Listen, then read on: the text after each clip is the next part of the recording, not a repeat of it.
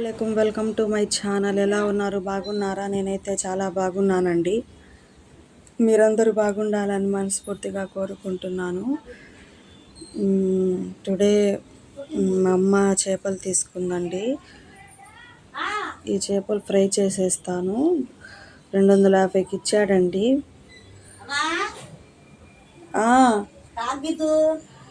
250 మొత్తము. ఇవి 2 తీసుకున్నామండి. ఇది పులుసు చేసేస్తాను. ఇలా కోసి క్లీన్ చేసుకున్నామండి.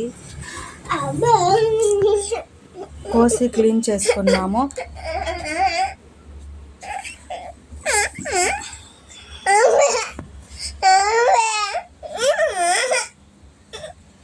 ఈ చేపలు ఫ్రై చేసేస్తానండి. మా అమ్మ మిక్సీలో మిక్సీ వేసేసింది. కొబ్బరి, చింతపండు నానబెట్టింది. ఇప్పుడు నేను గిన్నె పెట్టుకుంటాను చేపల పులుసుకి.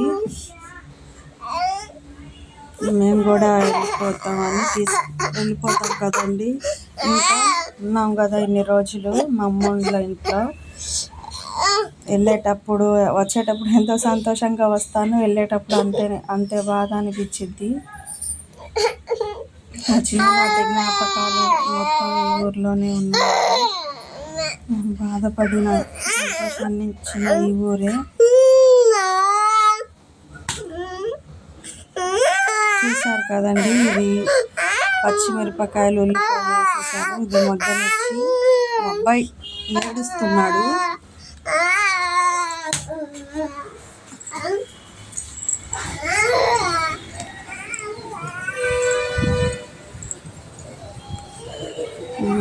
ఇవాళ లవంగా చెక్క వేసేస్తున్నాను.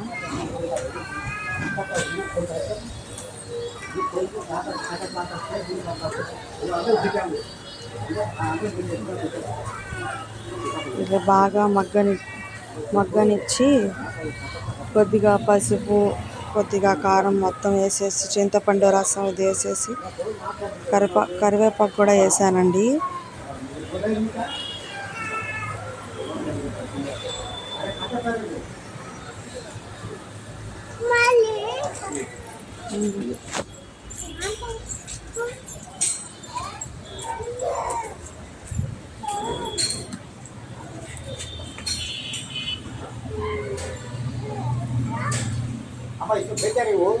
ఇప్పుడు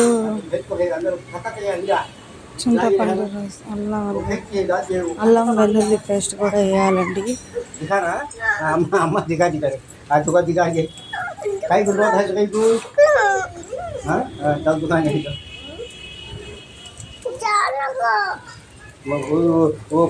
कच्चा था दिखा तुम भैया को।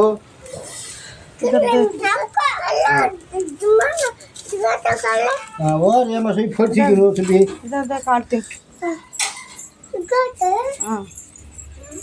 माव ఇడ్లీ తెస్తే మా అమ్మాయి ఇడ్లీ తీస్తుందండి. ఇది మసాలాలు కూడా దీంట్లో వేసేస్తున్నాను.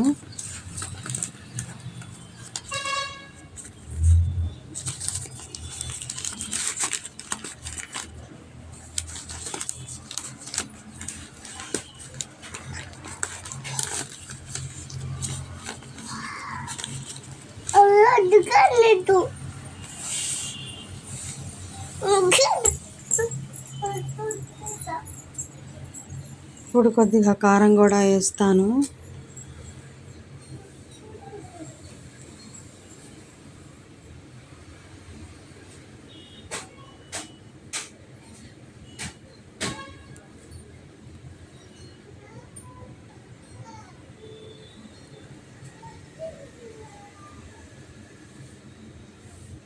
ఈ పచ్చివాసన పోయే వరకు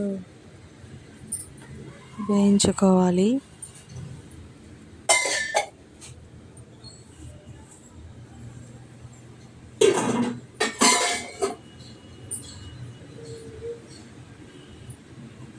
కొద్దిగా వేస్తున్నానండి కారము. చింతపండు రసం కూడా వేసేస్తాను.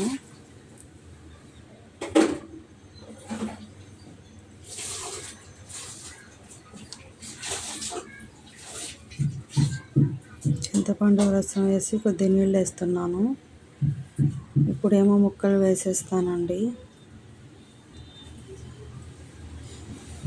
ఈ రెసిపీ కనుక మీకు నచ్చినట్లయితే లైక్ చేయండి, షేర్ చేయండి, సబ్స్క్రైబ్ చేయండి.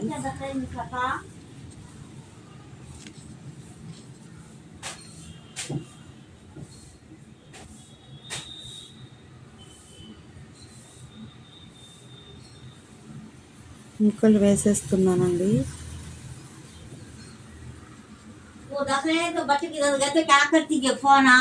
వాచ్ అయినాను ఫోన్